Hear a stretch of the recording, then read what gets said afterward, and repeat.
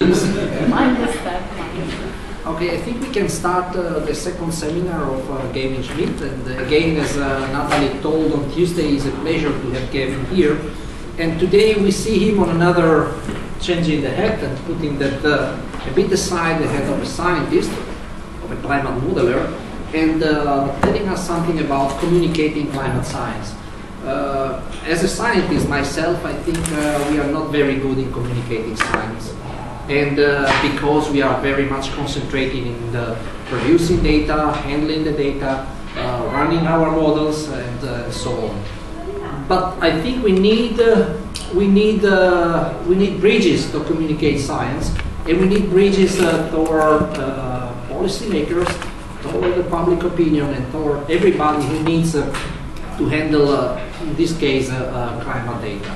And so there is something that we have to learn, and Gavin is running since a long time this interesting website, and with a very interactive, in a very interactive way. It is called Real Climate, that I really recommend to you if you have any question on climate. And I'm doing it myself very often when I don't know something which is a bit out of my main domain of research. I just go to Real Climate and look at the details, and you really find very easy explanation on your question. So Gavin, again, thanks, and thanks to Natalie who settled all this organization of the seminars. And I hope you enjoy the communicating the climate change science. Thank you very much. Thank you. And thanks again to Carlo and Natalie for inviting me here and giving me this opportunity. I'm going to be talking a little bit. Me? No, me. Okay. We're having a communication with these people. Okay. I'm going to talk a little bit about. Can you turn off their conversation? Maria Giovanna? Okay, she's managing from there. Oh, okay. Yeah. These people tell this story. Yeah, because they're not paying attention. They just keep listening. And, you know, it's important when you're communicating to listen to the other people, but not all the time. We are listening. So I'm going to talk a little bit about communicating climate change. And one of the things that really kind of comes through, or should come through, is how much of a process that is. You know, when I first started, you know, doing outreach or talking about the science that I was doing or that other people were doing that I cared about, I wasn't very good at it. And you might still think after the end of this lecture that I'm not very good at it. Believe me, I've actually improved quite a lot. And I think most of us can improve as well. And the improvement isn't in learning anything new. The improvement is not in, like, you know, kind of having some kind of magic formula kind of built into you or something. But it's just really a kind of a stepping back and realizing what it is you're trying to communicate and who it is you're trying to communicate to. Quite often, I hear people say, as Carlos said, that scientists are not very good at communicating. I don't think that's true at all. I think any successful scientist is a great communicator to other scientists, right? And if you look at the amount of information that gets packed into a 15-minute talk at EGU or AGU, most of which is successfully communicated, obviously there are some exceptions, it's an enormous amount of communication that's going on. And we're trained, you know, when we write a paper for Nature or Science or something, to compact everything into the absolutely most information-dense format that we can do. But it takes us a while to get good at that. But once we've got good at that, we sometimes forget that not everybody can deal with information in that format. And so I think communication is just kind of stepping back and really thinking about what it is you're trying to communicate. And then you actually find that you're capable of doing that at a pretty high level. Okay, so let me, with no further ado, let me just kind of get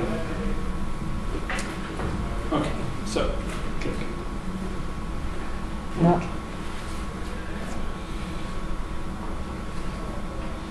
Okay, so if you take a survey of the kinds of communications that are going on in a field like climate, where there are a lot of different voices which have very different agendas, talking really right past each other's. The odds, the chances for having clear communication between people who know something and people who want to know something is actually very low. All of these things are things that happen all the time. People misunderstand what you say. People talk about things that are true but irrelevant. People just make up stuff. People try and put so much information that they're just trying to confuse people. And then you've got the media, which comes in with a desire to have a snappy headline or a sensational story, and that can make everything very, very difficult. And the scientists, we're kind of in the middle of this, and so navigating this kind of minefield in terms of communication is really the goal that we're here. And the reason why it matters is because we have two things that are going on. I think we have to be clear that there are two different things. One is that the science of climate change has become politicized. Not the doing of science, not the measuring of the data, not the modeling, but how science is perceived in public is very political, right? Because people perceive that the results of our science are going to have some big societal impact. It's going to have a big impact on the economy. It's going to have a big impact on how we live our life, where we go, what we do, how we use energy. And this isn't the only science that has that. In different parts of the world, at different times, other sciences have had this same issue. If you think about the discussion of vaccines and autism in the UK the last few years, very similar things are happening there. If you think about the discussion of genetically modified food in Europe, much less so in America, you see some of the same things happening there. You listen to the discussion about nuclear power, some of the very same things are happening there. You go to the United States, the focuses are different, the foci are different, because the politics is different in the US. It's not because Americans are more stupid that climate change is more of a politicized issue than it is in Europe. It's because the politics is different, right? The politics are different for evolution in the south of the United States. It's not because everybody in the southern United States is somehow anti-scientific, right? They're different movements that kind of coalesce around something that's associated with a kind of anti-scientific position. But the generic level of education is pretty constant across all of those different groups. But the politics is very different. And so when a science becomes politicized, you have to look at the context in which that's happening rather than the science itself. And it's often the perceptions of the science that have caused the problem rather than the science itself. So that's you get these politicized sciences. And one of the consequences of that is that when new results come up, there's a paper in Nature or Science or there's a new report, they get publicity to the extent that they project onto the public debate. Now, the public debate, is global warming real, right? Which appears to be the public debate in the US, is like 180 degrees different from the debate that we're actually having in the science, right? So, when we go to AGU, we go to EGU, we're talking about results. There's a whole huge amount of stuff that's accepted, and like we're talking about, differences out here. But when that is seen in the public, they're not interested in like this kind of dimension of uncertainty. They think everything here projects onto this question over here, which actually has nothing to do with anything we're doing. And so new results, if they appear to kind of line up with one side or another of some kind of fake public debate, then you'll get a lot of publicity, you'll get a lot of interest. If it doesn't seem to project onto that, however interesting it might be scientifically, it will generally be ignored. Right. So that's a real consequence, and you need to know when you're publishing papers that those kind of things can happen, and that you're not really in charge of how it happens. Now, there's a kind of flip side to this, which is that the politics itself can become scientized, right? So you have this weird kind of phenomena where politicians and lawyers and lobbyists are on the news or on the talk shows, and they're talking about tree rings in the 15th century, or they're talking about the ice age gas age difference in the Vostok ice core, and you're going, what do these people know about any of these things? A, they don't know anything about them, but what they're doing is they're just kind of picking up like science-iness, right? Things that they think are science-iness, sciencey, and like, no, yes, it's all very, and they're trying to project an air of knowing something about something they don't know anything about, but they're not doing science. They're not looking at the evidence and coming up with the best explanation that explains all of the evidence. They have a notion, and then they try and find things that fit in with that notion, post hoc. So it's like looking at science like it's a salad bar. Oh, I'm going to take a little bit of that, I'm going to take a little bit of that, I'm going to leave all the rest behind. Okay? That's not how you do science, but it's how lawyers think that we do science. So, let me give you an example. I worked on this for a couple of days. So it's like somebody in the US was pretending to be an expert in Italian feminism, but the only thing they know are the lyrics to La Donna Immobile. Right? So somebody in America, they don't know that that's just a song from an opera. It's about women, and it's about feminism, and it's Italian. And oh yeah, okay, you're an expert. Okay, so the same thing happens with climate change. Right, you get somebody that comes up, they know something, they have some quote about the medieval warm period, and suddenly they're an expert on how to meet science works. Did you like that? Because I worked at that. No, it's a good metaphor. Yeah, it's good. I can even sing if you like. Especially for me. Okay, so the point is that people are talking about science, but they don't actually have anything to do with the real scientific debate. So people are acting like they're lawyers as opposed to scientists, right? When you've got a case and you're just trying to find all the things that line up with that case. Now, in some circumstances, that's totally fine, right?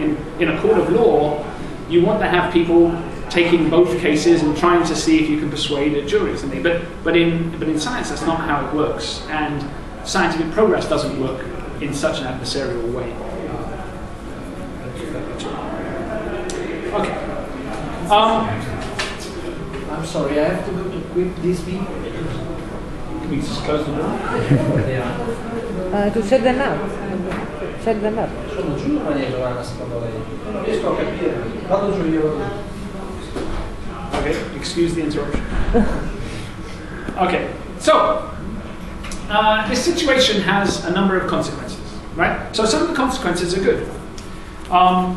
If you have a paper that is kind of projects onto the public debate, then it is easier to get into nature or science because there's a. Well, I don't think that works. That's okay.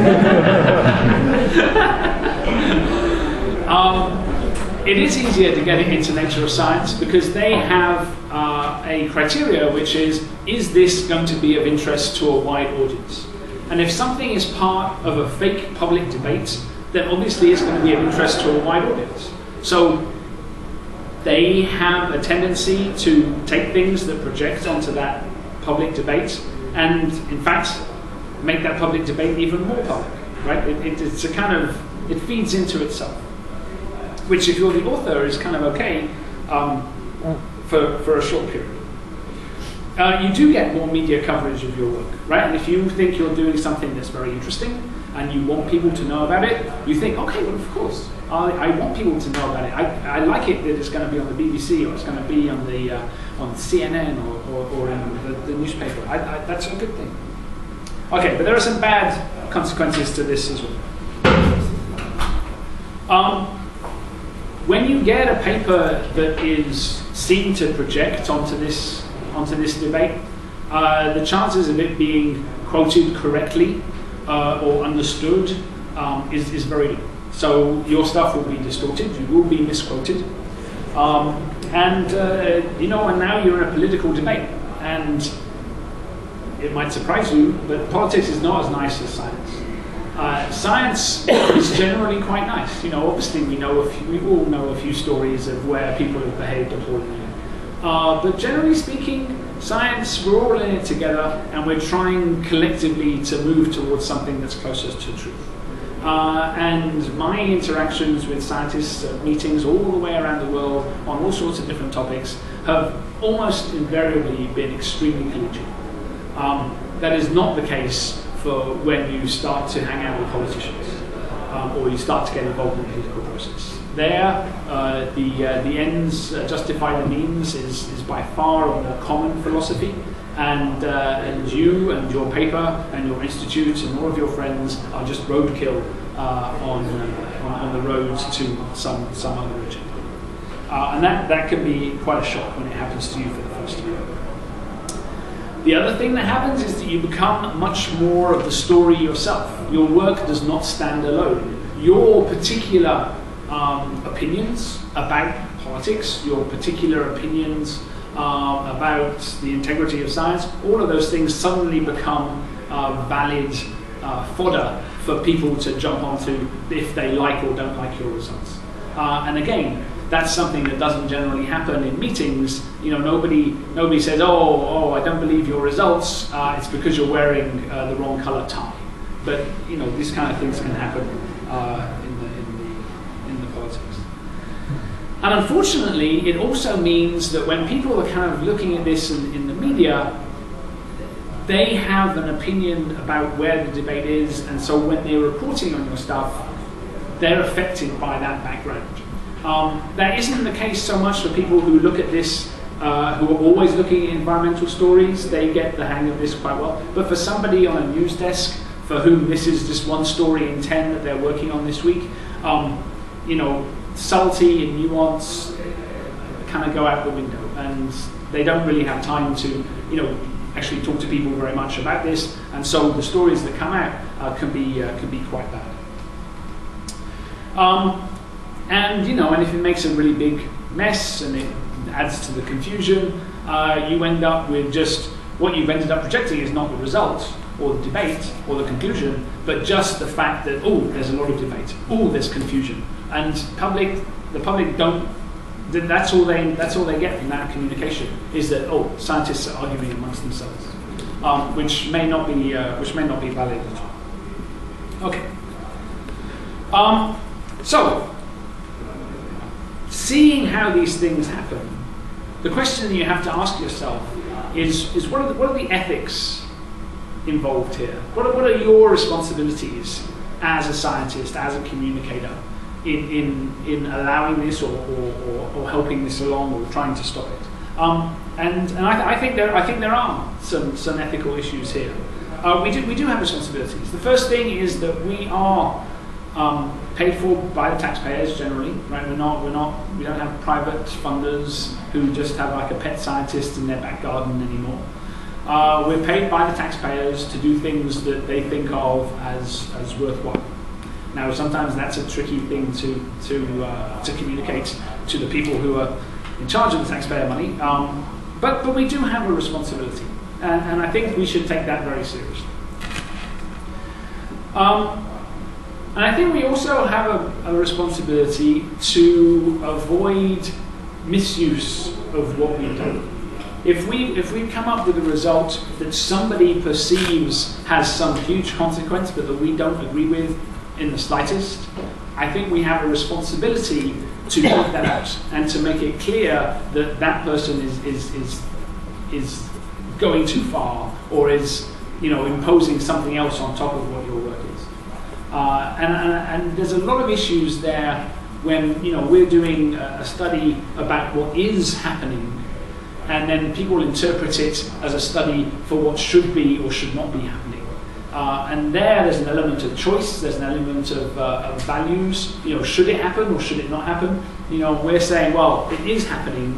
You know, whether it should or should not is a different question. And one of the key confusions is between is and should, and those are very kind of sometimes fuzzy lines. I think we have an obligation to try and avoid people sensationalizing our work, because that doesn't do anybody any good in the end, other than, you know, the people for whom sensationalism is something they want. For instance, people trying to sell tabloid newspapers or something. I mentioned that. So the question is, given that we have an ethical responsibility, how much effort do we need to put in to fulfilling that responsibility? Right? Is it enough just to write a paper and then say, well, everything else is somebody else's problem, I'm not going to deal with it now, I'm just going to walk away? Okay, I don't think that's sufficient. Right? I think you need to go beyond that. Because it's clear that when you do just do that, you just leave open the field for people to misinterpret and distort your work. And that comes back to haunt you even years afterwards, if it was a big deal. So I think we do need to do work. I think we do need to talk to the press. I think we do need to do interviews. I think we do need to provide briefings. I think we do need to give context for all these different levels of people, policymakers, journalists, or even the lay public. So, one of the ways that we've done that is, we've been blogging, right? We just write little short pieces that kind of explain why this paper is being published, not just giving the same results that you saw in the paper, but the context that you don't have time to put into, or space to put into the paper itself.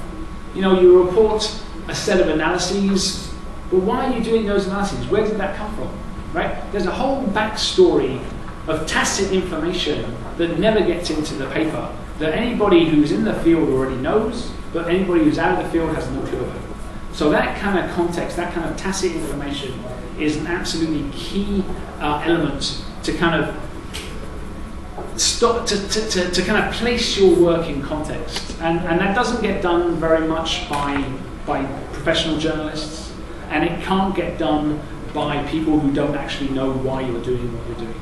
So that's one of the places where you specifically have a personal responsibility to try and improve that situation. And I think there is an element that says, okay, well, if there is so much interest in your work, or there's so much interest in some aspect of the science, even if that interest is based on something completely weird, I think you have a responsibility as well to take people's interest, take people's questions, and then kind of steer them in the right direction, right? So if some of you might remember a movie called The Day After Tomorrow, so what would that be called here? Il giorno dopo. Giorno dopodomani, something? I think it's still The Day After. It was, they didn't translate. Ah, sì? L'alba del giorno dopo. Then in nature. No, quello lì che New York finisce Sì, nel l'alba del ghiaccio, giorno l'alba dopo. del giorno dopo. Scusi, Sì, professor vero, Barbante. Ecco. Okay, so you remember the movie? Yes, we know. Yeah, we so know. was it a good movie?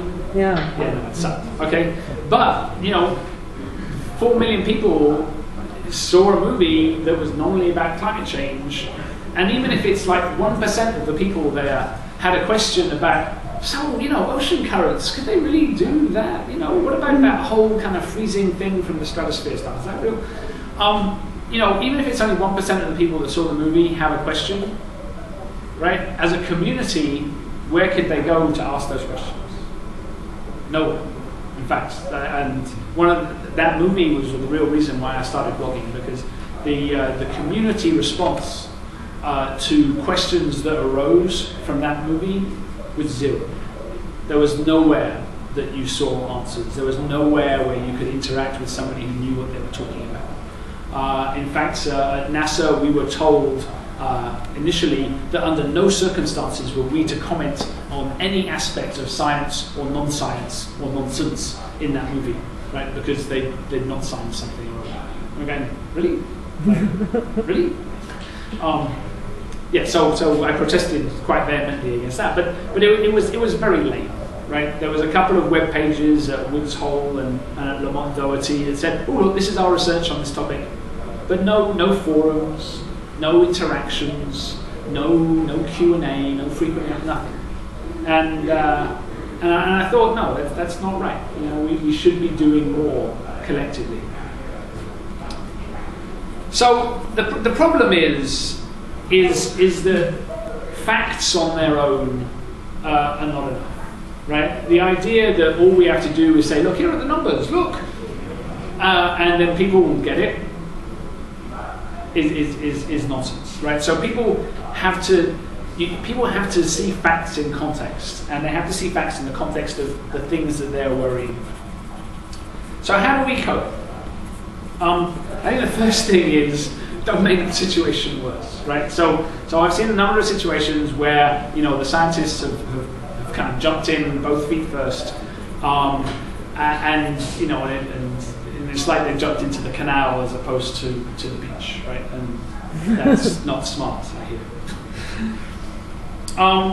So, when you're writing a press release or somebody's writing a press release for you, don't, whatever you do, just let them write the press release. That's just the worst idea. And every time we've seen like really, really bad press releases, it's because the scientists said, well, I didn't know, they were doing it on their own. I didn't really, I didn't check on what they were doing. And, and the publicist, the person at the press office knows less about the science than anybody. And so, it can get very bad. You need to know what people will hear when you say something, right? You need to know what that public debate is all about, so that when you throw something in there, you know what people are going to say. And it's pretty predictable what people are going to say. There are various groups who already have very clear positions on various issues, and they all say the same thing that they've said at the other time as well. You need to know how that's going to play, because then you can say, oh, well, these people are going to exaggerate it for this particular reason. And if I don't think that that's valid, I need to put something in right at the beginning that says, no, you can't do this, right? And people really have a hard time with the idea of saying, well, this is our results and this is what it might mean. They don't like having an extra little paragraph which says, well, this is what it doesn't mean, because all these people are going to exaggerate our results. Okay, but that's one of the things that you can really do that kind of cuts off too much media speculation right at the beginning. One of the trickier things is when it comes to your personal opinion about what should happen.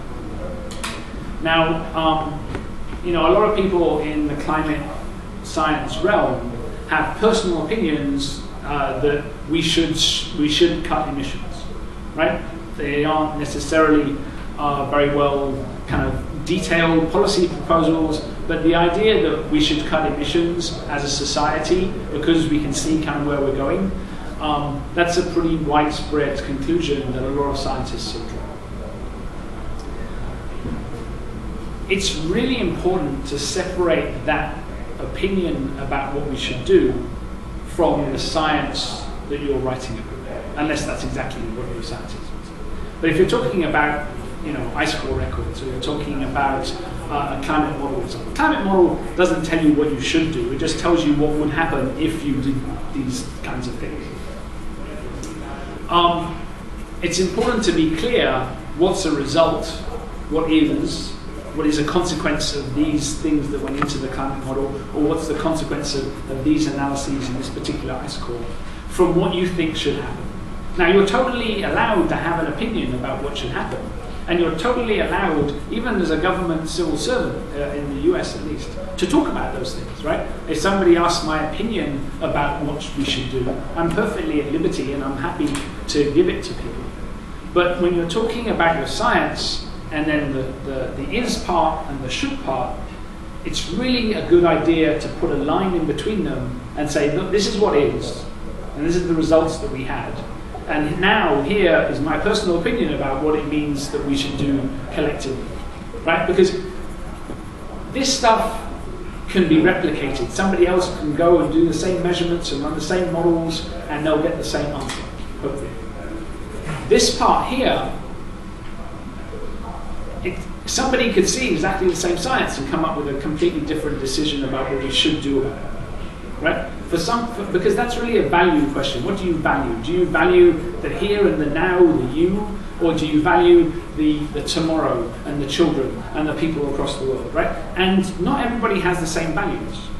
So when you talk about what you should do, right, you're making a statement about your personal values. And I think you should talk about your values, you should explain where they come from, but you have to make it clear that there's a difference between a value judgment and the scientific results. And when people have made mistakes is that they've kind of linked these two. They said, oh, well, our result proves that we should do this. Okay, but that's almost never the case, that your result proves that we should do something.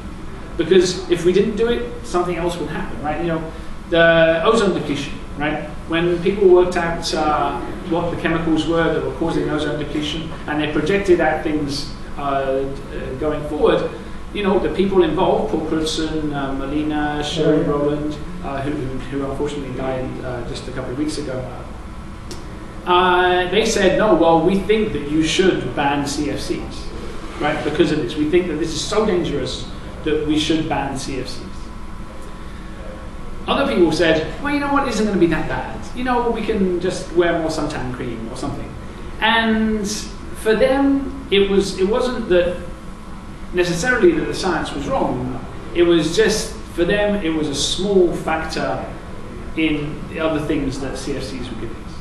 Right? Now, I think that they were wrong, and my personal opinion was that, you know, Roland and Crutzen and Melina were absolutely right to raise the alarm when they did.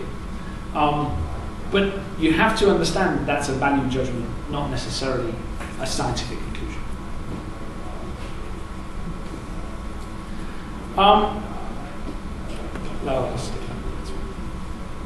So, mostly, you know, I just said this before, I think a lot of these things can be alleviated by giving more context, right? By giving more background, by kind of breaking things down into, you know, the science, the context, the value judgments. And a lot of that has to happen outside the technical literature, because you don't generally go around giving your opinion on upcoming legislation in a paper in geophysical letters or something. So, you know, blogs and websites and popular science stuff, they do a much better job at that.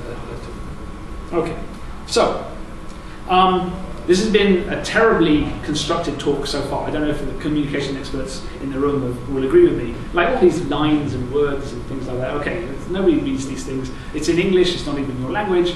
You know, it's a disaster, and I apologize 100-fold for doing that. So now I'm going to move to a slightly more... Yeah, but it's not. I mean, so I'm going to make a pitch for doing it a little bit differently now, by actually doing it a little bit differently. So let's see if that works a little bit better. So one of the key things that works really well in connecting to the public audience is having stories be about people, not about molecules or isotopes or computer code. Right? Those things, nobody has an emotional connection to, well, maybe some of us have an emotional connection to these things. But generally speaking, in the public, nobody has an emotional connection to these things. But they do have an emotional connection to you, to your story, to the discovery process itself, which is a human endeavor. It's not automatic that we're going to get the right answer just by, you know, going around and digging for things. Knowing where to look, how to look, all of these things are a human story. And that human story is absolutely fascinating to people. So, you know, we'll ask the question, why do you do what you do, right? What is it that you're trying to do? You know, what's the big picture? You know, yeah, you can be looking at this particular random little molecule that nobody outside of this room has ever heard of, but that's not really, you know, you didn't go into it just to do this. You're doing this in order to illuminate the bigger picture. What is that bigger picture? What's that big kind of discovery that you're trying to kind of, you know, add a little bit to? People don't get that, and so when you talk about that, people can get quite excited.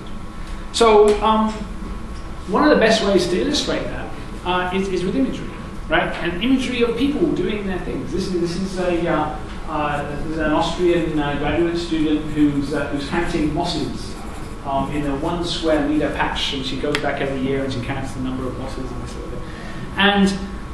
And you go, okay, well, why are you doing this? I mean, like, you know, yeah, it's pretty, what, I mean, really, why?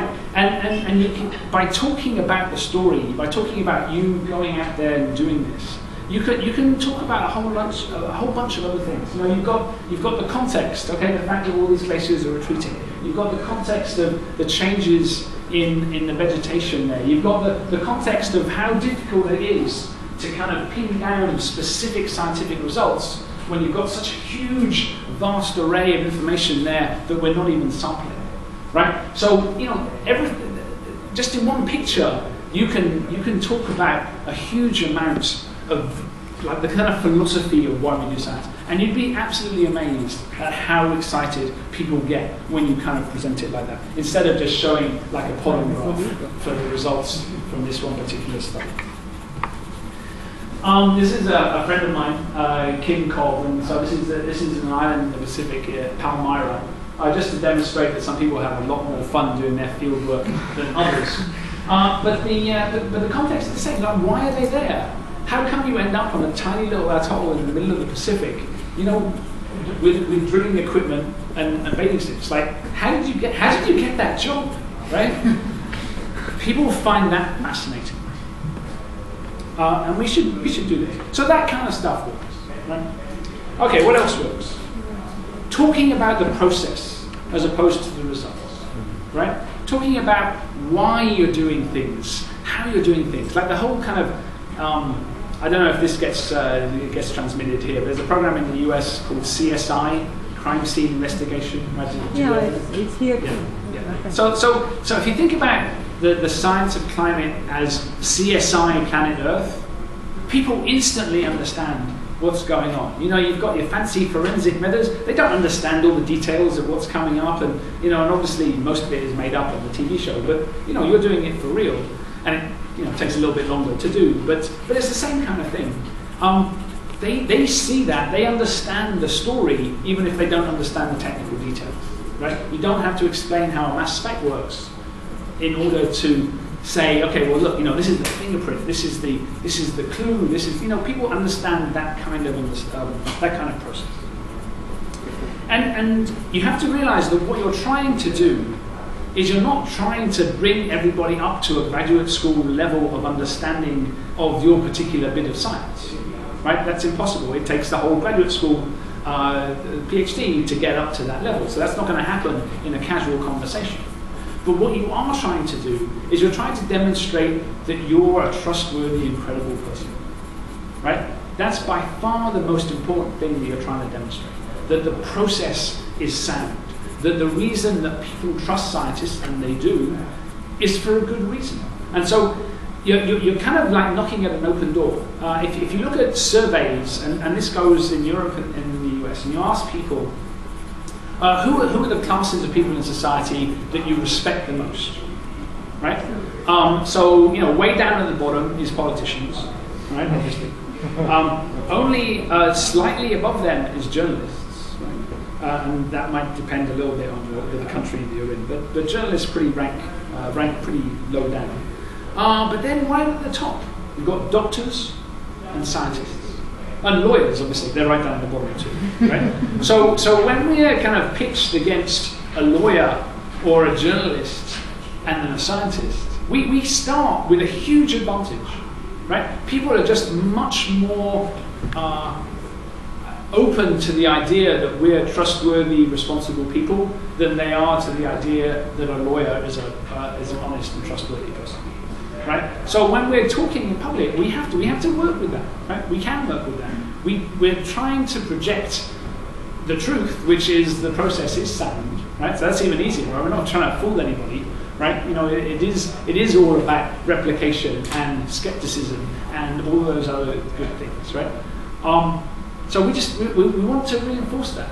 And so when you're being open about your uncertainties, when you're being open about the problems, you know, well, you know, the CTD fell over the side and we lost $10,000 of equipment because the little knot on the fishing line wire came undone, I'm sorry.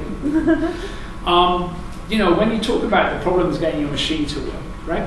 Those are real problems, and people understand that real things have real problems. And so you're building credibility, you're building trust. And those are really the most important things. And if you violate that, right? If you violate those kind of norms of integrity and trust, what you do is you end up playing directly into, you know, the hoax stereotype, in which case, you know, it's just a disaster. So some of you might be aware there was quite a prominent scientist, who did something really stupid that involved him not being completely honest, and it was a disaster, right? I mean, for him personally, he's had to resign from a dozen different things for something that really wasn't that exciting. And he made the error of thinking that it doesn't matter what you do because it's all about the results. Okay, no, it really matters what you do because it's not about the results, it's about the impression. And he made a very bad decision about the impression that he was leaving with other people. It's, you know, I used some imagery before, and I have to say this again. I'm going to show you some more pictures, and I'll explain why the imagery is more important than the graph. It's just kind of obvious. Okay, so we see a picture like this. You've seen something similar to it 100 times before. In a normal kind of scientific lecture, I'd say, oh yeah, now you can see the global temperature rising, blah, blah, blah, blah, blah, click onto the next thing. Okay? Now, if you show that graph in a room full of like just normal members of the public, the first thing they see is the background color. Right? And so by the time you click onto the next thing, they have no idea what you've just done. Right? So if you're going to use a graph, we forget how used to graphs we are. Right? We work with graphs all the time, we work with data all the time, we're plotting things all the time. Most people haven't seen a graph since they left school when they were 15. Okay? And if you look at the graphs that they actually see in everyday life in a newspaper or something like that, they are so much simpler than the graphs that we tend to use. And even then, people can't interpret them. So if you're going to use a graph in a public presentation, you can't just show a graph. You have to go through every single element on that graph and then end up with the point that you want them to go away with, because otherwise you're just wasting your time. So for instance, here there's a whole different set of information here that are of interest for different reasons. So you've got the wiggles up and down. And you might say, oh, well, that's not important for this. But it might be important for something. You have to bring that up. Why is there a line with wiggles and a line with the large-scale trend? Right? You have to make sure that people understand that this is what you want to talk about and that this is noise. You have to specifically mention these things. You have to specifically mention how big this is. Does this matter? Right? Less than a degree. Like the temperature in this room has increased by more than a degree just since we've been sitting here. And we noticed that. Is anything terrible happening here? No, but no, nothing terrible has happened. So why? So okay, hold on. This is only a degree, but like why? Why do we care, right? So you have to kind of point out all the different elements. You have to point out where this is coming from, 19th century to the 2010s. You have to point out every element. You have to walk them through it. And if you do that, then they'll get the point. But if you just assume that people read graphs the same way that scientists read graphs, you're just wasting everybody's time. More to the point though, you can show this, but it has no kind of emotional salience, right? It doesn't make anybody go, it's like, nobody's heart is a quiver here. Okay, it's gone up a little bit. But when you show graphs like this, or pictures like this, you can end up with getting kind of actual gasps from the audience. Because this is a picture taken in the 1890s in the Canadian Rockies. And you can go there today, and at exactly the same spot, you can see what's changed. Okay, let's look at that one.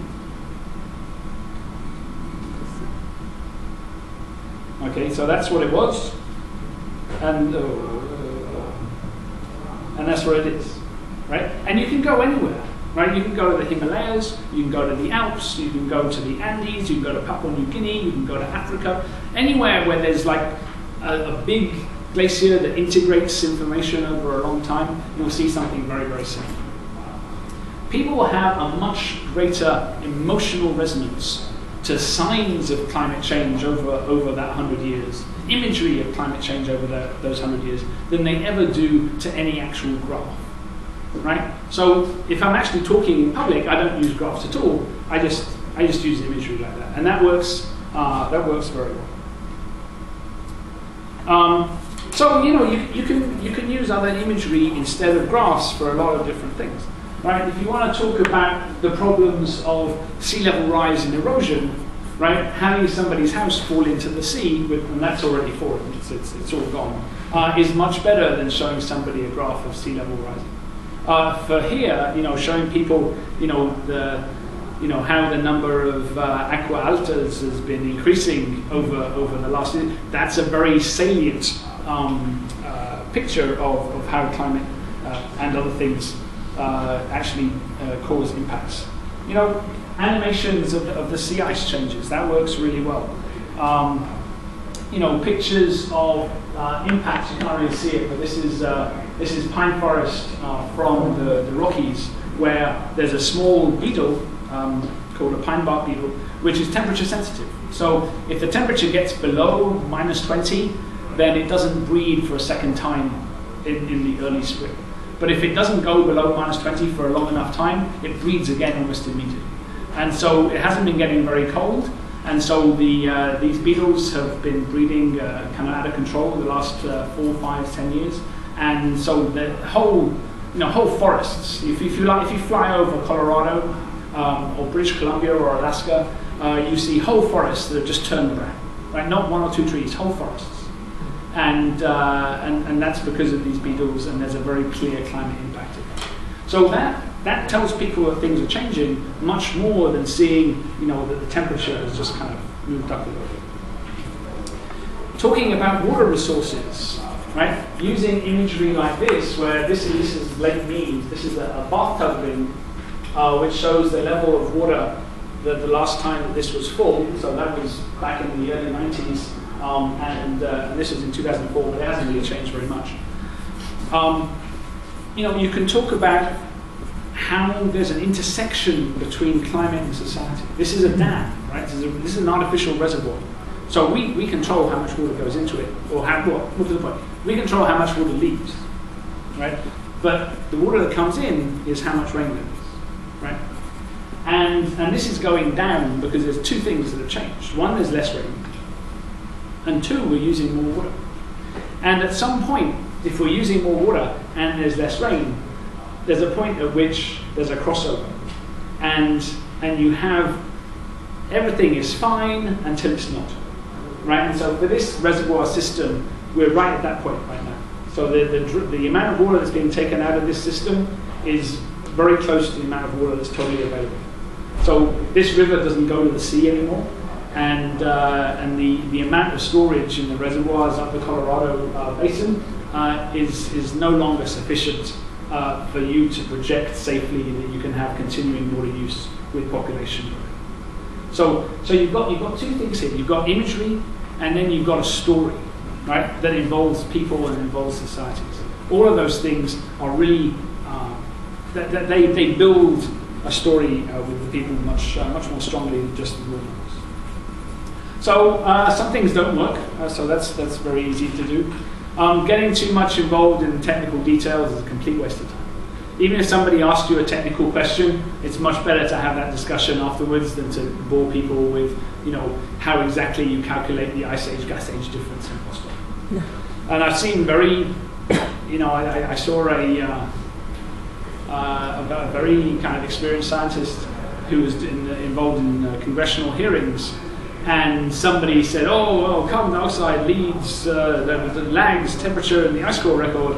And then he went off into some completely tedious technical discussion about, ice core methodology, and just lost all attention that anybody was paying to that issue. Using jargon, we don't even realize how much jargon we use. So pretty much any word that you're using when you're speaking Italian, but is actually an English word, is almost certainly jargon. So don't ever use those words, right? Radiation, models.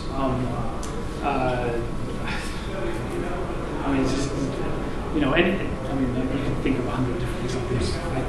It's just my brain is not dead. But and of course, you can go too far with the imagery, right? You can try too hard.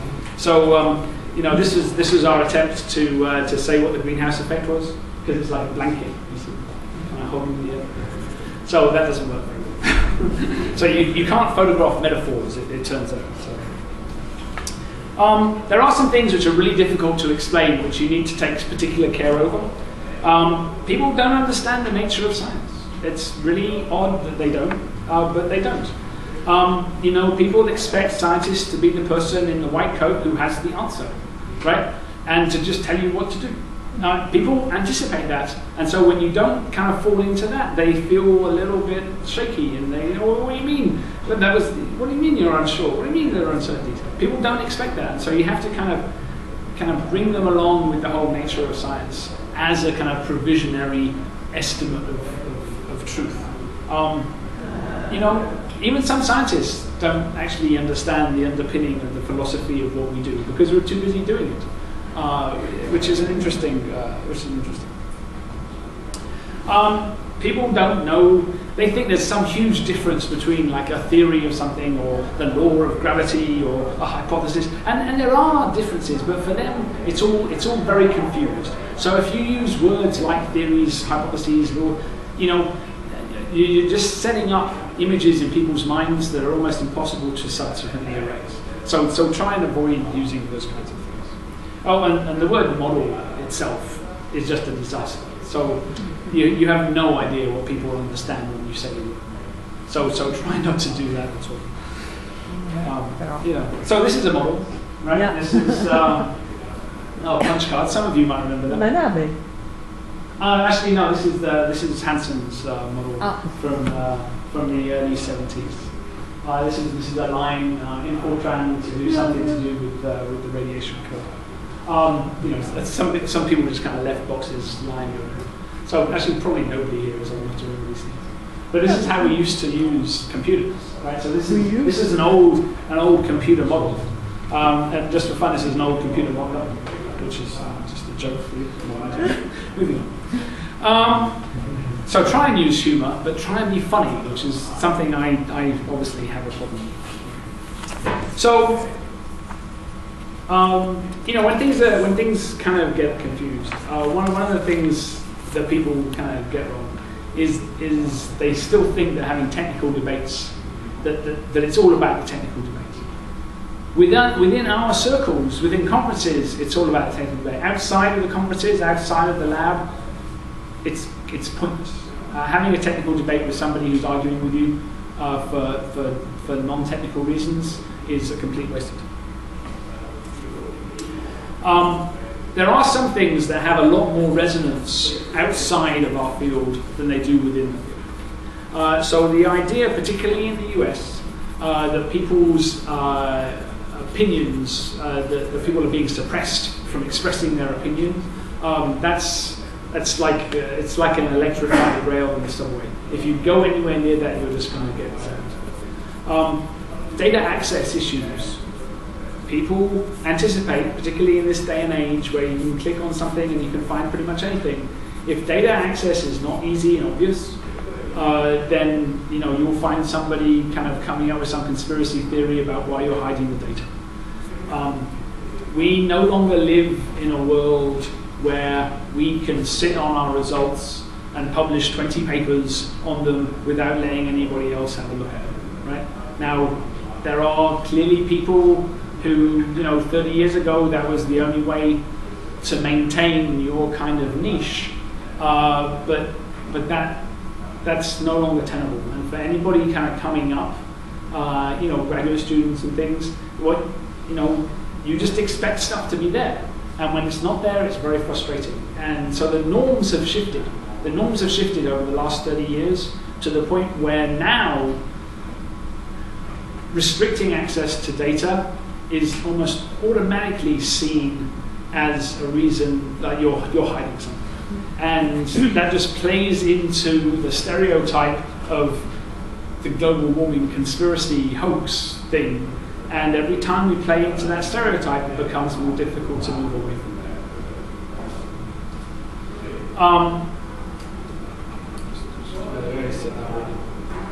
Okay. These are. Yeah. Do you remember that? Do you remember Velikovsky? So this was a terrible book.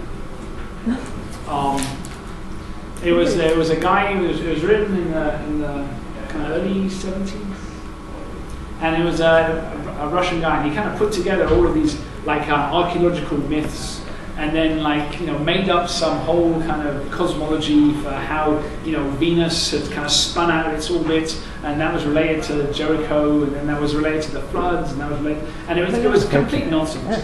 No, it's like von Däniken, vi dice? Yeah, like von Däniken. Un po' questa fantascienza che finge di essere Dan Brown. Oh yeah, well yeah, so yeah. Quella roba lì, no? Che it's the same kind of thing. No, dicevo per questo, che non hanno letto Velikovsky, non leggetelo. Noi vecchietti l'abbiamo letto, ma... I would translate for the audience. That's okay, I did it. But the point is, it became a big story because it was going to be published by a scientific publisher, and a lot of scientists got very upset that it was going to be published by Macmillan, I think, and so they protested. But the protest just sounded to normal people as if they were trying to suppress the truth. And so there was this huge kind of like the climate skeptics today, there was this huge network of people who were kind of like vocally protesting in support of this, and like having big arguments in the newspapers, and having big public meetings about this. And the guy was like, for a few years was on all the talk shows, and it became a big kind of cause celebre. Carl Sagan debated him on some talk show in the States, not very successfully as it turned out. But anyway. But all of that came about because scientists kind of took it seriously, right? And when we take nonsense seriously, it elevates nonsense to being on a par with a serious discussion. So you're much better off kind of just ignoring the nonsense that comes out, to some extent, than you are becoming outraged about the fact that there are people who are spouting nonsense. Nonsense is it's something that is always with us, like the poor and taxes. Nonsense and people who believe nonsense will always be there. Being outraged about it would be equivalent to being outraged about the human condition itself. It doesn't change anything. You're much better off laughing at it and poking fun at it and using satire than you are getting angry that somebody believes something stupid. You're not going to get the benefit. You can use it to teach. Yes. So let me give you a couple of examples yes. of when things go wrong. A few you might know this one. Methane emissions from living plants. Now, some of you do biogeochemistry, so you will have known how surprising that was. Methane is produced in anaerobic conditions. Leaves, by definition, are kind of aerobic situations. Right? Their whole design is to bring air into centers where the chemistry is happening. So this was a real surprise. I'll give one other example as well. So just to be fair, this is in Science. These are two papers talking about sea level rise, basically at the last interglacial, 120,000 years ago, and how that related to where we're going to be in the near future. Okay, so I'm going to talk about these two examples, both of which were appropriately in Nature and Science, right? So that isn't the issue, but what goes wrong, I think, is quite illustrative. So if you look at the context in which the Kepler methane from plants story came out, the previous week's news, they'd all been talking about whether reforestation should get credits under the Kyoto Protocol, right? So everybody was talking about forests, everyone was talking about deforestation, everyone was talking about it in the context of climate change. That was just a little bit unlucky for them, because their paper came out the week after, and obviously they didn't know how the news cycle was going to go. But their press release spent a lot of time talking about how plants produce methane, how methane is the most important anthropogenic greenhouse gas after carbon dioxide, how it was related to global warming, how it has the second most big effect, and that methane is mostly a biogenic. Right? So you can kind of see where this is going to go, right? And if you look at the headlines, do trees share blame for global warming? Global warming, blame the forests. Fox News, of course, that's a whole different world. Go snub a tree. And of course, none of that was right? You know, if their stuff had been true, it would have been part of the natural background, it had nothing to do with the anthropogenic rise in methane, and so therefore had nothing to do with global warming. but they didn't write that down in their press release. Their press release was all about how important this stuff was. So they put out a press release, a second one, a week later, saying no, that's not what we meant. And of course, nobody corrected anything, even the Guardian, which is normally quite good. They put in a little thing on their website that says, "Oh yeah, we may have overestimated how important these things are." Okay, but the point, nobody reads the corrections. The headlines went out. The confusion was made, and the public becomes just a little bit more ignorant. Okay, that's a disaster.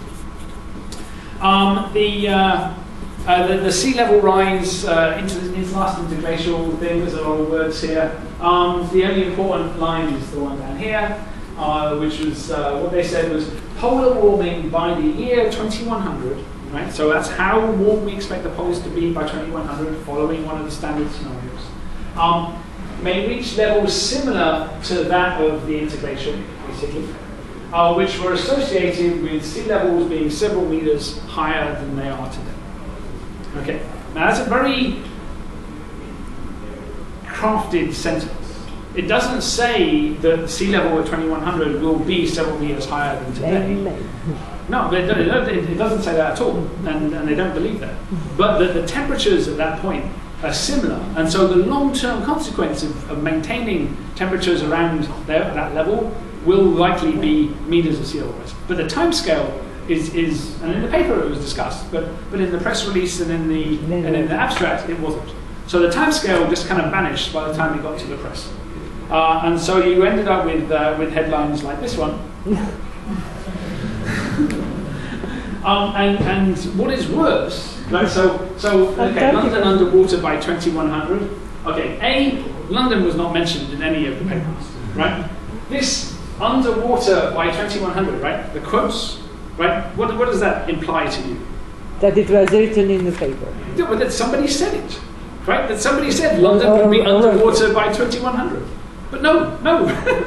So it turns out that the Times has a particular style that they put things in quotes that nobody has actually said because they don't actually want to stand by it, right? So you end up with a headline that is completely wrong, right? And you go, oh my God, and now they blame the scientists for being alarmists by telling the journalists that London was going to be underwater by 2100, even though the scientists never said anything of the sort. Right? So this is another disaster. Okay, so let me kind of conclude. The loading dock model, right? So a loading dock is like at the back of the factory where you put the stuff and then somebody comes up in a truck and they take it away, or in a boat and they take it away. Okay, that doesn't work. Our science, we don't just put it in the literature and then just wait for people to take it away, right? That way of increasing public understanding of science is completely hopeless, right? It just doesn't work at all. People will come, they will pick out little things, or they'll ignore it completely, and then you say, well, why did nobody take my stuff? Why does nobody understand? It's because just sticking it out there and waiting for people to come is no way to sell it. The public is actually hungry for more information. When people have done surveys and they've asked people and they've kind of classified them, do you care about climate change? Have you heard anything about climate change? Do you know anything about climate change? Do you think that high climate change is you can see where people are, particularly in the US, but across Europe as well. And you say, do you want to know more about climate change, or do you feel that you know enough? And it turns out that only the people who think that climate change is a hoax don't want to hear anymore, right? But they're a tiny minority of people. Even in America, it's a tiny minority, like maybe 10, 11% of the people. The vast majority of everybody else says, yeah, even the people who are most alarmed, even the people who are most worried, even the people who are kind of protesting everything because they think it's going to be the end of the world, even they don't always know what they're talking about, and they know that they don't know what they're talking about, and they want to have more information. And then the vast set of people in the middle, the people for whom they've just been too busy to hear anything about this, or they've been too busy to go and learn anything about it, or they've heard something confusing and they don't really know, and their uncle says this, and their kid came in from school and they said something I don't really know.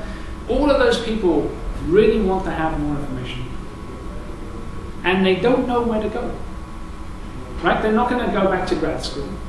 Right? They're not going to go and buy my book, unfortunately. They Google sometimes, But you know, you've seen what Google sometimes gives you in terms of science. They don't know where to go, and yet there's this huge unmet demand for more and more reliable information. And the people who know what's reliable, the people who know what the context is, that's you, right? It's not their Uncle Joe at the Christmas meal. He doesn't know anything, right? It's not it's not the newspaper, right? The newspaper follows the news, right? What people want to know is not what's happening right now. They want to know why we understand anything. They want to know how we've come to this particular understanding, right? That's not news, right? It's not something that's just happened. It's not something that gets written about in the newspaper. But it's like, you know, it's the whole amount of stuff that we've amassed over a century of work. Journalism does what it does. Public education does what it does. But climate change, when people were at school 30 years ago, wasn't a subject at school, right? So nobody that left school more than 10 years ago ever had anybody mention climate change to them at school. So even if we had a perfect public education system for school children, it still wouldn't help us with the 60% of people that went to school more than 10 years ago. You know, we're not asking here for everybody to be, you know, some kind of superstar scientist, right? It could be that the days of superstar scientists like Carl Sagan, or, you know, I'm sure there must have been, you know, somebody who was on TV here in the 1970s and everybody knew who he was. No, there's never been a famous TV scientist in the. Uno scienziato. Adottivo. Yeah. Well, I mean, the point is. Yeah, but the Guendaluggi, we have in France, but in Italy we haven't. Yeah. Okay. Interesting. But anyway, the days when somebody could just be like the voice of science and would be on everything, when, you know, we only had like one or two broadcasters and nobody had the internet. Okay, maybe that was possible 20 years ago. It's not possible. So we're not. The idea is not to try and create superstar scientists, but just to try and kind of spread the joy, you know, so that if we're all doing a little bit more, we can actually make more of a collective. So people need to try, and I think, you know, my experience in doing this has been mostly positive. You know, and so we do this via the blog, and, you know, we have Italian translators for some of the most interesting stuff. We've done it via books. That's a nice book. That's a nice book. Yeah, so I mentioned that last time. But what are the personal consequences, right? You know, so you're there, and we're in our little bunker, right? A science bunker. We're doing our science, and, you know, we stick our head over the edge, and we try and see what the real world is like and what people are talking about in the real world. If there aren't very many people sticking their head over the edge, it's easy for those heads to become targets. It's easy for people to start throwing things at you, to kind of single you out as somebody who is saying something unwelcome, and that happens. So, you know, I'm a federal civil servant. I work for the U.S. government. There's lots of different ways that you can harass somebody who works for the U.S. government in perfectly legal and honest ways, and all of those things have happened to me. It's very easy to find descriptions of me, my ideas, my politics, none of which have any basis in fact, over the internet. And you Google my name and like some bad word, and you'll find somebody who said something terrible about me. And if you took these things personally, that would be very hurtful. But you can't, because what is going on is that you become symbolic, right? Your head sticking above it becomes a symbol of something that is worth symbolically fighting against. But it's not. It's not about you, right? It's kind of consistent. It's about the same thing as, you know, here I am. I'm walking down the street, and somebody comes up to me and screams, "You dirty hippie! You should get your hair cut." and I don't know if I should point that out, but I am somewhat follically challenged. So should I be upset that somebody is shouting at me, or should I feel pity that somebody quite obviously has no idea what they're talking about? And the second is by far the more pleasing option, right? You know, because you don't want to get upset. And getting upset just makes you look emotional, and we're trying to get away from the fact that, you know, that we're emotional people. We are emotional people, and sometimes it's good to show that. But to be angry at nonsense is to misunderstand why this debate is happening in the first place. So the way that we need to make it work is that we need to have more of these people, right? The more heads that are sticking up above the parapet, you know, the less they'll target anyone. And then when it comes to the point where, you know, there are far more scientists than there are people attacking scientists. You know, if you look at the people who are attacking the science, you know, it's a few people, right? It's the same names that come up over and over and again, right? Here in Italy, there are a few names that come up over and again. Same in France, same in the US, same in Germany, right? That's what they do. That's their job, right? That's what they get paid to do, effectively. But there's actually very few of them, and there's far more scientists. So the more of us there are, the less effective they become. And I think that's really the way out of this. The way out of this is not to get them to shut up, because they're not going to.